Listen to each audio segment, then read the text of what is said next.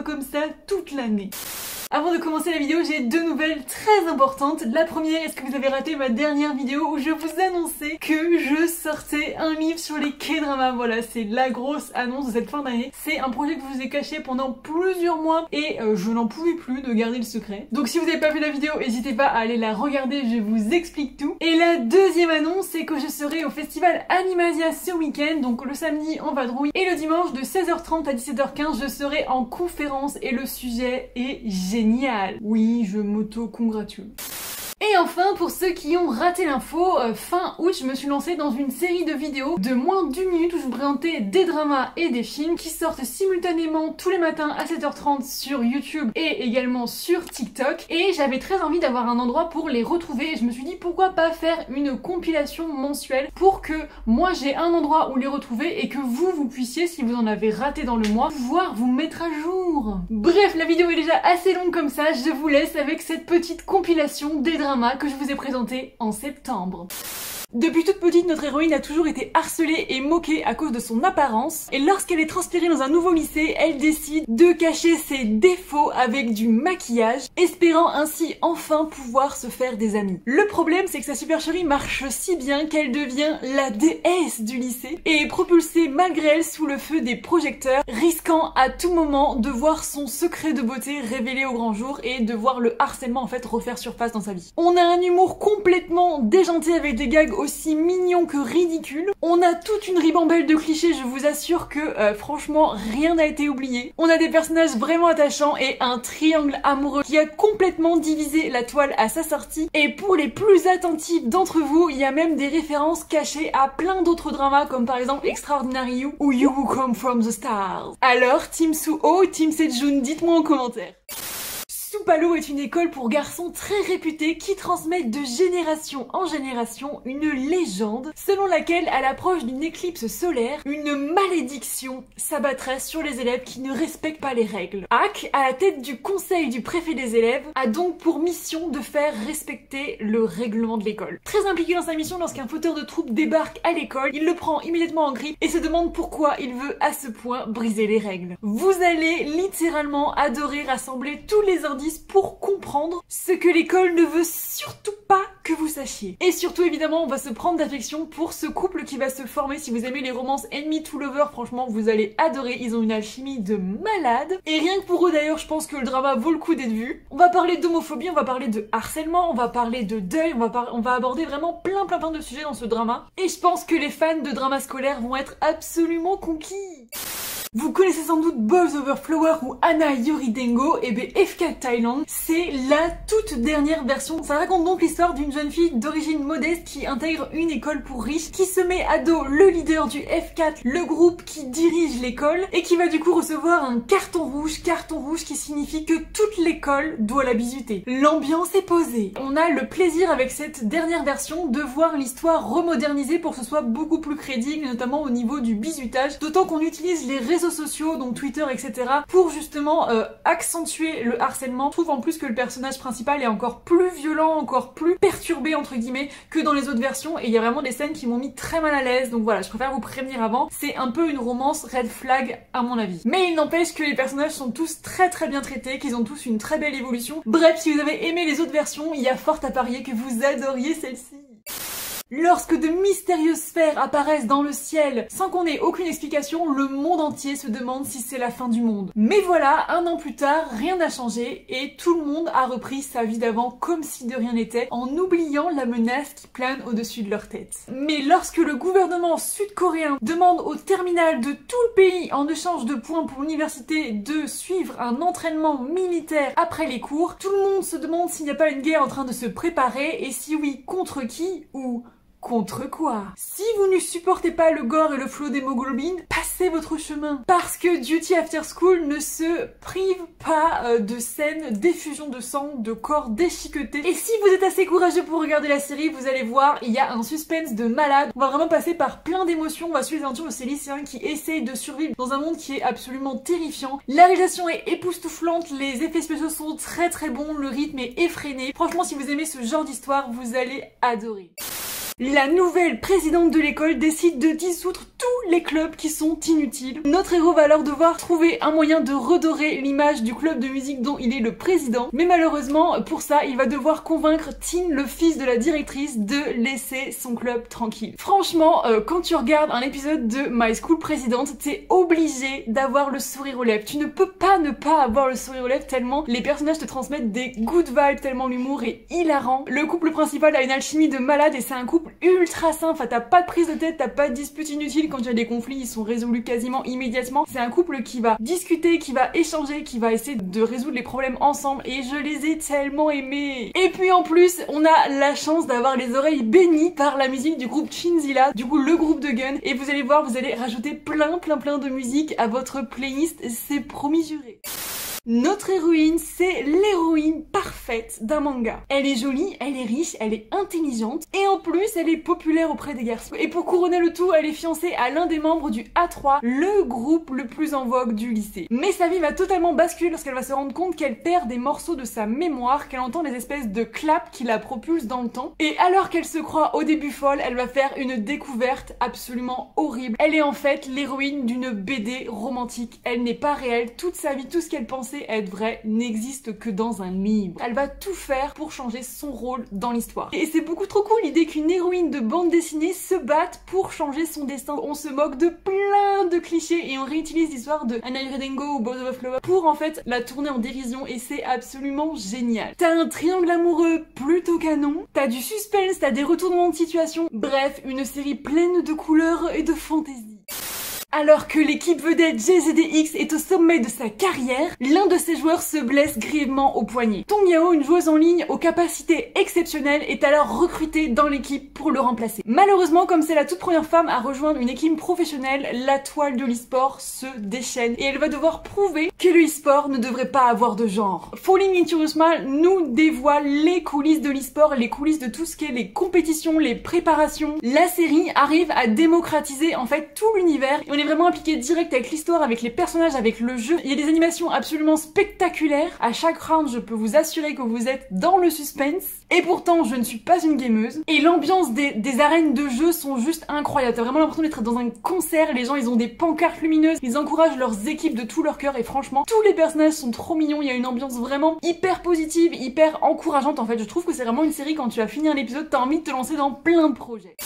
Xion est le meilleur élève de son lycée, mais il n'a pas d'amis. Il ne veut pas d'amis d'ailleurs, il ne veut se lier à personne. Tout ce qui l'intéresse, c'est étudier. Malheureusement, lorsque le groupe de mauvais garçons de sa classe commence à l'embêter et décide de le prendre pour cible et de le harceler, c'est le début du cauchemar, mais pour eux. Sur des musiques d'ambiance qui mettent le spectateur en tension, les gars, Weak Hero Class 1 nous enfonce au cœur du harcèlement scolaire avec une violence, les gars, mais une violence, vous êtes vraiment pas prêts. Je vous assure que la fin de l'épisode 1, j'étais tellement choquée que j'ai fait pause à la fin et je suis restée un instant comme ça à réfléchir à ce que je voulais voir. Donc bien sûr, c'est pas du tout une série que je vous conseille si vous n'aimez pas la vue du sang, si vous n'aimez pas la vue de la violence, parce que il y a des scènes qui sont quand même assez hardcore. Mais franchement, pour ceux qui ont le courage de se lancer, vous allez voir, vous êtes embarqués dans une boucle infernale de vengeance, c'est absolument incroyable, il y a du suspense de malade. Il va falloir que vous ayez le cœur bien accroché par contre, parce que vous allez prendre des claques tout au long de la série.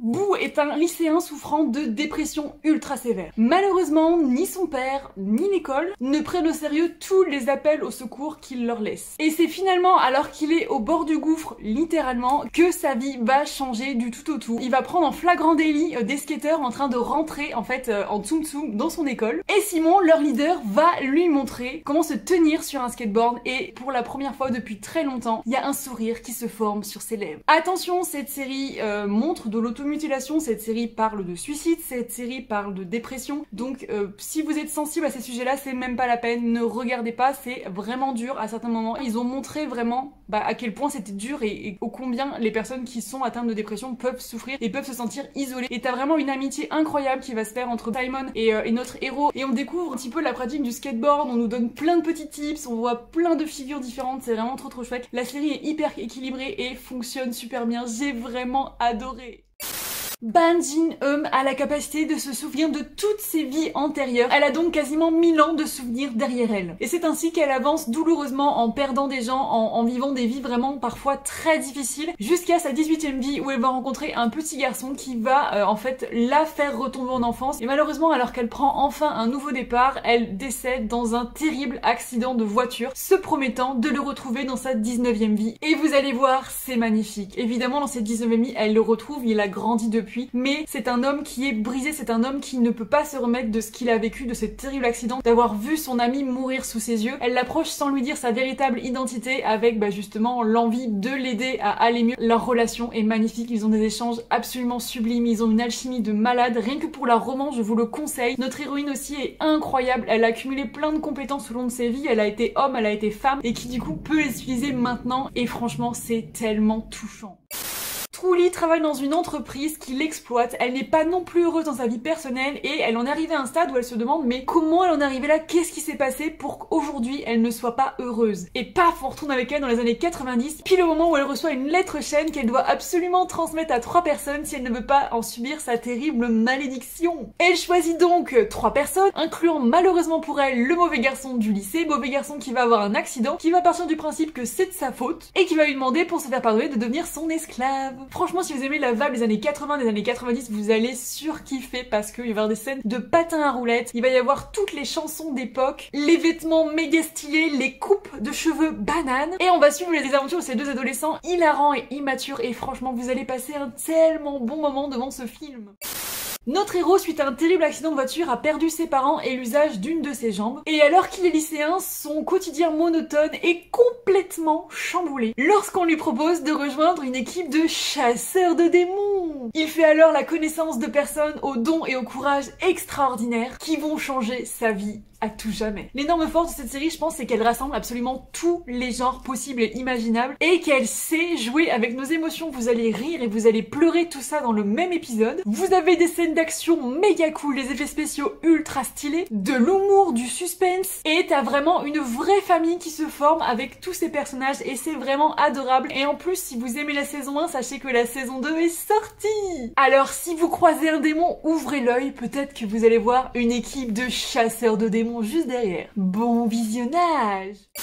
Woo Young-woo, qui est pourtant sorti avec les honneurs de son école d'avocat, ne trouve pas de travail pour la simple et bonne raison qu'elle est autiste et toutes les portes se ferment face à elle alors pourtant qu'elle a largement les capacités d'exercer. Lorsqu'enfin une opportunité se présente, on va la suivre dans ses premiers pas et on va découvrir avec elle les préjugés des gens face à son handicap. Vous allez craquer pour le personnage de Woo Young-woo qui est vraiment mais tellement attendrissante. C'est une jeune femme qui est complètement dans son monde et qui du coup a du mal à communiquer avec les autres alors qu'à côté elle sait faire énormément de choses. Elle est capable de mémoriser des tonnes et des tonnes de textes juste en les lisant. Et elle nous touche vraiment par sa candeur et par sa manière de voir le monde. Et en plus, elle est complètement passionnée par les baleines. Du coup, t'as des cétacés partout. T'as des magnifiques animations qui mettent en scène son imagination tout au long de la série. Et franchement, c'est un drama qui va profondément vous toucher. En plus, le couple est un green flag ambulant, les gars. Franchement, tellement d'amour. Préparez-vous à verser des petites larmes.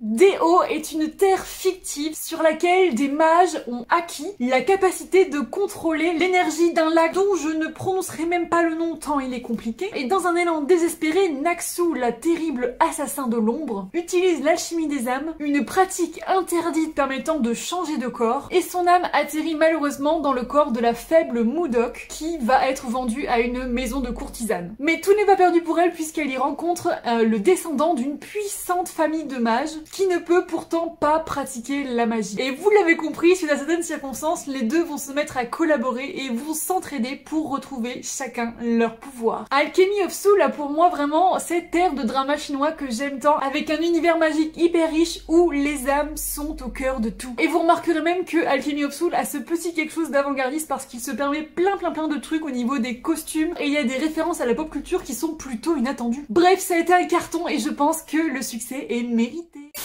Suite à une violente dispute, nos deux héros, qui étaient inséparables durant toute leur enfance, se séparent brutalement et se perdent de vue. Lorsqu'ils se retrouvent des années plus tard, ils renouent les liens et découvrent que les sentiments qu'ils éprouvent l'un pour l'autre ne sont peut-être pas que amicaux. Même si on a à première vue un scénario hyper banal, je peux vous dire que la série se démarque clairement dans la manière dont elle va aborder tout un tas de sujets avec une profondeur sans pareil. On nous livre les combats intérieurs de nos personnages et chacun d'entre eux a vraiment énormément de choses à nous partager. Ils sont vraiment très bien construits, t'as une très belle évolution et leur alchimie crève l'écran. Chacun de leurs regards en dit long sur ce qu'ils ressentent l'un pour l'autre et ils sont ultra touchants. En plus, le drama étant tourné en Thaïlande sur l'île de Phuket, les paysages sont incroyables et le dépaysement est absolument garanti. Ce drama vous emmène directement en vacances au bord de la mer, les gars.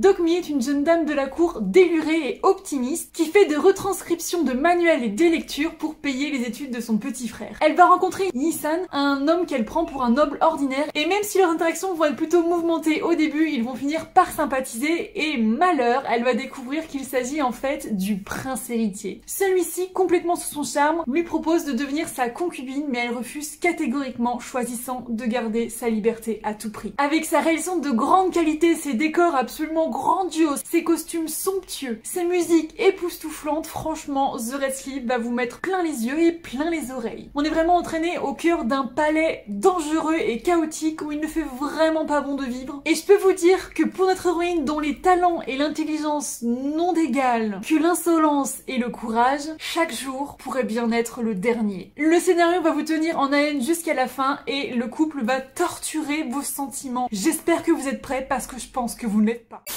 Notre héroïne se retrouve piégée dans une mystérieuse boucle temporelle qui la pousse à revivre sans cesse le même accident de bus. Lorsqu'elle découvre qu'un autre passager est lui aussi conscient de la situation, elle va lier ses forces avec lui pour essayer de trouver un moyen de sauver leur vie et d'arrêter en fait cette boucle infernale. C'est incroyable. Alors que on aurait pu avoir quelque chose de redondant, à chaque nouvelle boucle temporelle, on découvre un petit peu plus sur l'histoire, sur les personnages, sur pourquoi ce bus va exploser. Et à chaque fois tu te dis, est-ce que ça va être la dernière fois? Est-ce qu'ils vont réussir à survivre? Est-ce qu'ils vont réussir à sauver les autres passagers aussi du bus qu'on va apprendre à découvrir et auxquels on va s'attacher? Et puis on veut savoir pourquoi ce bus va exploser, qui le fait exploser? Il y a du suspense, il y a de l'action, le couple a une super alchimie, le drama porte des revendications féministes et on va aborder vraiment plein de sujets différents. Donc franchement, ça vaut le coup de monter dans le bus 45, même si vous risquez d'y perdre la vie. Depuis la faillite de son père, notre héroïne vend des cosmétiques au porte-à-porte et se montre plutôt douée. Alors qu'elle ne s'intéressait pas du tout aux réseaux sociaux, elle croise une ancienne copine du lycée qui a, elle, percé sur Instagram. Et du coup, notre héroïne décide d'installer l'application pour découvrir comment des gens peuvent devenir riches juste en partageant leur vie sur les réseaux. Elle va ainsi découvrir que si la célébrité peut vous faire gagner beaucoup, elle peut surtout vous faire perdre énormément. La série nous plonge au cœur d'Instagram, du milieu de l'influence et des réseaux sociaux. On nous présente un monde superficiel, de richesse et de jalousie, où le culte du paraître semble être la seule vraie vérité. Même si je trouve que la série se montre un petit peu caricaturale, on ne peut pas nier qu'il y a aussi une part de vérité dans tout ce qui est raconté dans l'histoire, et j'ai beaucoup aimé la manière dont on énonce le cyberharcèlement. On a aussi une critique de la société de consommation qui, à mon sens, fait vraiment beaucoup de bien. Bref, si vous voulez découvrir un petit peu les dessous d'Instagram et du monde de l'influence, Celebrity répondra parfaitement à vos questions. Notre héros est un étudiant en informatique, si rigoureux qu'il contrôle chaque détail de sa vie et tout à une heure précise dans sa routine. C'est un étudiant très talentueux, hyper rigide, qui ne se lie pas du tout aux autres et qui va s'attirer les foudres du gars le plus populaire du campus, qui est son opposé en tout. C'est un étudiant en art taquin, immature et blagueur, et quand, à cause de notre héros, il ne réussit pas à avoir son diplôme et redouble, il décide de lui mener la vie dure. Et vous allez voir, c'est hyper drôle de le voir le suivre partout et trouver tous les petits trucs qui puissent l'agacer pour se venger, comme par exemple s'habiller tout en rouge parce que c'est la couleur que notre héros déteste le plus. Bien que ce soit une série plutôt ordinaire, le divertissement est total, le couple est absolument adorable, il y a des petites touches d'humour qui sont bien mises et malgré les stéréotypes, les personnages sont super attachants, on passe un très bon moment devant. Selon la légende, Dongfang King Kong, ce nom est très dur à dire, le seigneur suprême de la tribu de la lune est devenu un monstre sans sentiment après avoir acquis d'anciennes compétences interdites. Il aurait ainsi assassiné son père et mené 100 000 soldats à brûler, tuer et piller le monde entier. Afin de mettre fin à son règne de terreur, la déesse de la guerre du royaume des fées aurait offert en sacrifice sa vie pour l'emprisonner, lui et ses soldats. 30 000 ans plus tard, alors que le monde entier est maintenant en paix, une petite fée le libère accidentellement. Sera-t-elle capable de réparer son erreur et d'empêcher l'univers de sombrer à nouveau dans le chaos? Tintin. Les effets spéciaux sont ultra qualitatifs, les décors sont époustouflants, les costumes les gars, franchement vous allez voir les détails, ne serait-ce que l'armure de notre méchant est juste exceptionnelle, j'ai jamais vu ça dans un autre drama. Les images sont saturées de couleurs, t'as des très belles musiques, la réalisation est hyper qualitative et t'as un couple incroyable. Notre héros qui vit au crochet de sa mère s'est endetté à force de faire des paris. Un soir, dans le métro, il rencontre un mystérieux inconnu qui lui propose de participer à un jeu qui pourrait lui faire gagner beaucoup d'argent. Naïf et désespéré, il accepte et il se retrouve avec 455 autres personnes, comprenant malheureusement que ce jeu pourrait bien lui coûter la vie. Qui aurait cru que le fameux jeu du calamar auquel jouaient les enfants dans les années 70 en Corée deviendrait une série qui explose tous les records. Même si vous n'avez pas vu Squid Game, je suis persuadée que vous en avez entendu parler parce que c'est la série qui a été mais vraiment partout pendant un moment. Et moi mon but c'est de convaincre ceux qui n'ont pas voulu se lancer à l'époque parce que franchement vous allez voir il y a un suspense de malade. Le concept même des jeux pour enfants pour faire s'entretuer des adultes est absolument génial. Le survival prend de plus en plus d'ampleur au fur et à mesure des épisodes. Attention c'est très violent. La série nous fait nous questionner sur plein de choses et notamment sur ce que nous serions capables de faire pour une aussi grosse somme d'argent. Bref, préparez-vous parce qu'il va y avoir du sang, des larmes et de la peur les gars. Donc voilà, c'est pour moi, n'hésitez pas à me dire en commentaire vous quels sont les dramas que vous avez adorés que j'ai présentés dans cette série de vidéos et les dramas qui vous font très envie. Je vous dis à vendredi 18h pour le top K-Music d'août et septembre 2023. Saranier Popo, bye bye.